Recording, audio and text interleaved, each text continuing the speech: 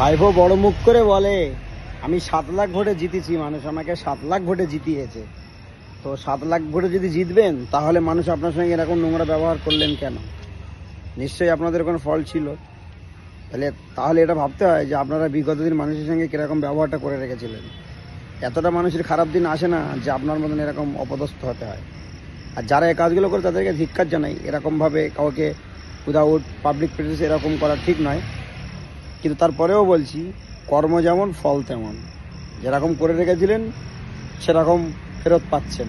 এটা মানে অস্বাভাবিক কিছু না, এটা স্বাভাবিক। যেমন কর্ম তেমন ফল। মানুষের যে বড় বড় কথা, বড় বড় ভাষণ দিয়ে রেখেছিলেন, এটা তার প্রতিফল।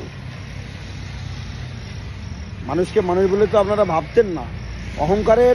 অহংকারের দরজায়, এমন দরজায় পৌঁছে গিয়েছিলেন আপনারা যে মানুষ গেলে যেন মানুষকে তুচ্ছ মনে হতো। এখন কিরকম হচ্ছে ভাবছেন যে ক্ষমতা বেশি দিন থাকে না, ক্ষমতার পাওয়ার ক্ষণিকক্ষণ। আজকে তা বাস্তব প্রমাণ দেখলাম। একটা পচা ডিম ছিঁড়েও মারতে আপনাকে ছাড়েনি।